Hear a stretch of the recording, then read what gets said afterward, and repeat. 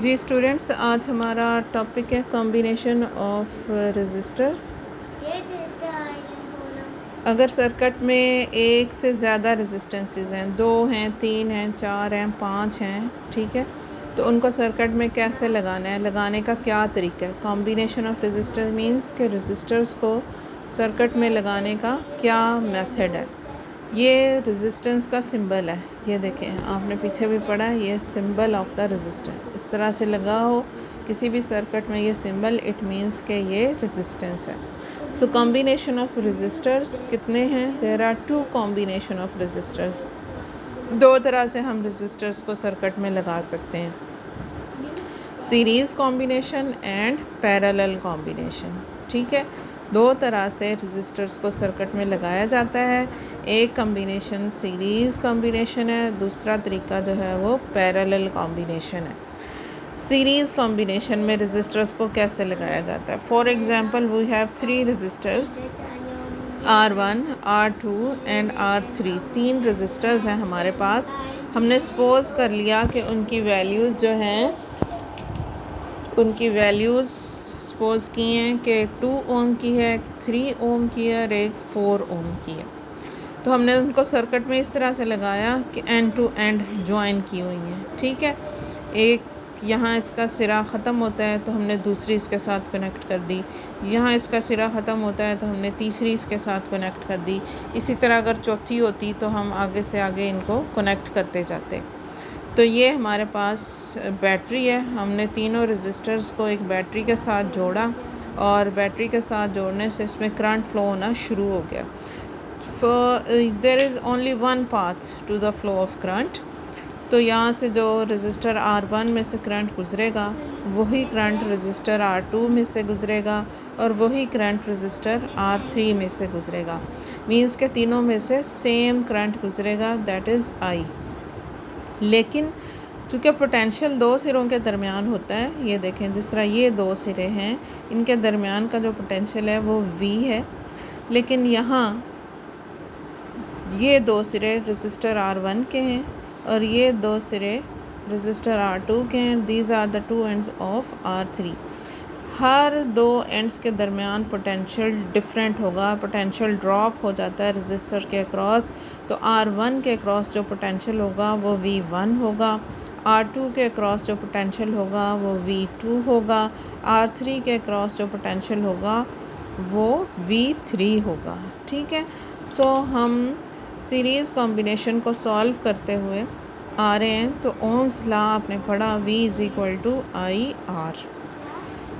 तो V1 जो potential drop हुआ R1 के क्रॉस, उसको लिखा IR1। देखें, R1 लगाया और V1 लगाया, I के साथ हमने 1 2 नहीं लगाया। क्यों नहीं लगाया? क्योंकि तीनों में से एक जैसा करंट गुजरेगा। इसी तरह V2 जो है वो बराबर होगा किसके? IR2 के। V3 इक्वल होगा किसके? IR3 के। देखें, I तीनों में सेम है, तीनों रेजिस्टर में से एक जैसा करंट गुजर रहा है, लेकिन तीनों रेजिस्टर्स के क्रॉस पोटेंशियल एक जैसा नहीं है। टोटल पोटेंशियल जो बैटरी का हमने दिया हुआ है वो V है। पहला ड्रॉप हुआ R1 के क्रॉस, दूसरा ड्रॉप हुआ R2 के क्रॉस, तीसरा ड्रॉप हुआ R3 के क्रॉस। सो टोटल पोटेंशियल की इक्वेशन जो आप लिखेंगे वो V is equal to V1 plus V2 plus V3। Values put करें, V1 की वैल्यू IR1, V2 की वैल्यू IR2 और V3 की वैल्यू IR3। पुट करने के बाद हम देख रहे हैं कि तीनों में से I कॉमन आ रहा है। तो I बाहर कॉमन लिया, अंदर क्या बचा? R1 plus R2 plus R3। ये I जब इस साइड पर लेकर आएंगे तो ये नीचे डिवाइड होगा, V ओवर I बन जाएगा is equal to R1 plus R2 plus R3। Ohm's law के according V is equal to IR है, तो I जब इधर जाता है तो V ओवर I इक्वल आता है किसके? R के। सो V ओवर I की जगह हम क्या लिख रहे हैं? R। तो R किसके इक्वल आया? R1 plus R2 plus R3। ये R कहलाता है इक्विवेलेंट रेजिस्टेंस। ठीक है, तो इक्विवेलेंट रेजिस्टेंस जो हमारे पास आई है वो R है। इक्विवेलेंट रेजिस्टेंस का मतलब है कि अगर इन 3 रेजिस्टर्स को रिमूव करके आपने एक सिंगल रेजिस्टेंस लगानी हो तो कितने ओम के लगाएं। तो हम कैसे सोचेंगे कि R1, R2, R3 को हटाएं और एक रेजिस्टेंस लगा दें। क्या 3 ओम की लगाएं, 4 ओम की लगाएं, 2 ओम की लगाएं, क्या है। तो उसके लिए फार्मूला बन गया कि जो आपने तीनों को रिमूव करके एक रेजिस्टेंस लगानी है वो कितने ओम की लगानी है। तो ये फार्मूले के अकॉर्डिंग उसकी वैल्यू निकाल लें। R1 2 है, R2 3 है, R3 4 है।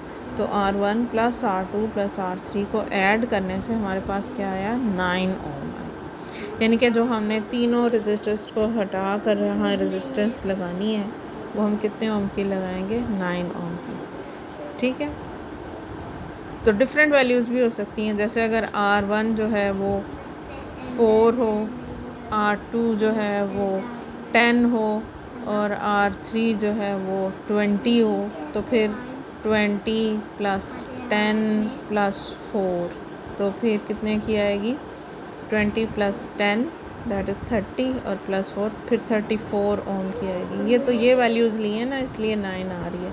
तो ज़रूरी नहीं है कि हमेशा यही वैल्यूज़ हों, डिफरेंट वैल्यूज़ भी हो सकती हैं, लेकिन इक्विवेलेंट रेजिस्टेंस लेने का फार्मूला यही होगा। सो तीनों रेजिस्टर्स को हटाकर हम यहाँ कितने ओम के रेजिस्टेंस लगा सकते हैं, 9 ओम की। ठीक है, एक और बात यहाँ आपको बता दूँ, इन तीनों रेजिस्टर में से सबसे बड़ी रेजिस्टेंस इस टाइम जो हमारे पास है वो कितने ओम की है, 4 ओम की है।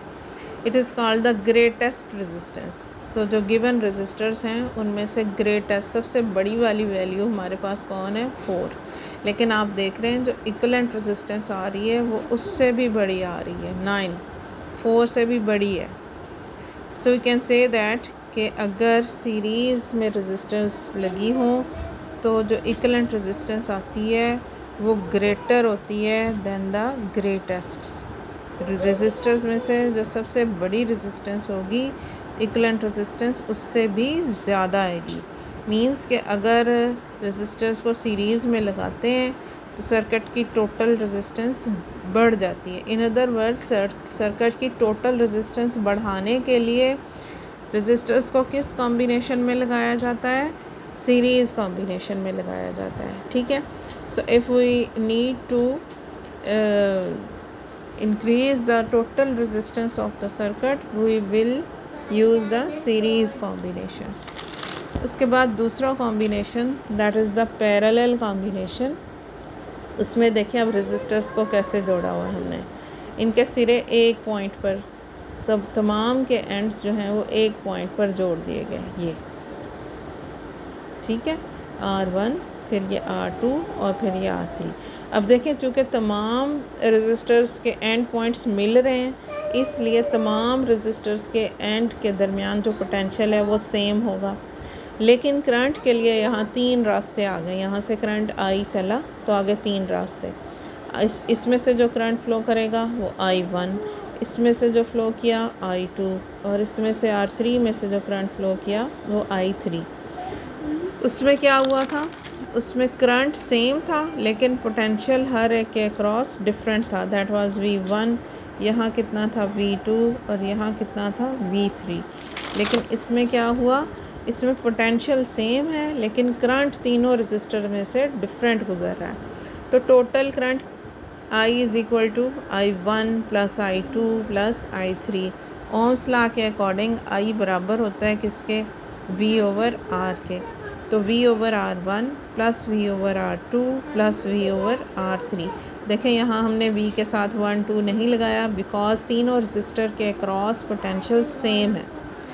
V कॉमन आया तो अंदर क्या बचा, 1 over R1 plus 1 over R2 plus 1 over R3। तो ये V जब इधर आ गया I के नीचे तो I ओवर V किसके इक्वल है, V is equal to IR, then V over I is equal to R। Then ये देखें उल्टाएँ इसको, ये ऊपर चला जाएगा और V नीचे आ गया तो I over V is equal to 1 over R। So I over V किसके इक्वल आया, 1 over R। So 1 over R is equal to 1 over R1 plus 1 over R2 plus 1 over R3।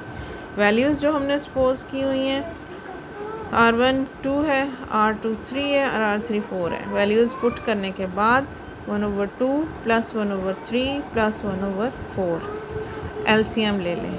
ठीक है, ये हम क्या कर रहे हैं, हम इक्विवेलेंट रेजिस्टेंस निकाल रहे हैं किस कॉम्बिनेशन में, पैरेलल कॉम्बिनेशन में। ठीक है, तो 6 + 4 + 3/12 ये एलसीएम लेके हमने इसको किया है। सिंपल सा क्वेश्चन है, एलसीएम तो आपको लेना आता है। ठीक है, तो ये 12 और ऊपर 2 6 are 12, 3 4s are and 4 3s are. Finally we get 1/r is equal to 6 + 4 + 3/12. Add करें 6 + 4 + 3 that is 13, तो ये 13/12 आ रहा है। चूँकि हमने r लेना है, 1/r नहीं लेना, तो r कैसे लेंगे, इसको उल्टा देंगे, r/1 इज़ इक्वल टू, ये भी उलट जाएगा, 13/12 था तो 12/13। हमने इसको सॉल्व किया तो आंसर आया 0.92 ओम। सो अगर यही रेजिस्टर्स पैरेलल कॉम्बिनेशन में लगे हुए हैं और तीनों को रिमूव करके एक सिंगल रेजिस्टेंस लगानी है तो कितने ओम की लगाएंगे, 0.92 ओम की। ये देखिए, लेकिन यही रेजिस्टर्स अगर सीरीज़ में लगे हुए थे तो तीनों रेजिस्टर्स को रिमूव करके जो सिंगल रेजिस्टेंस लगाई वो कितने ओम की लगाई थी, 9 की। क्योंकि फार्मूला हमने ये बनाया हुआ है। इसमें फार्मूला क्या बनाया हुआ है, इसमें हम सम लेते हैं रेसिप्रोकल्स का सम।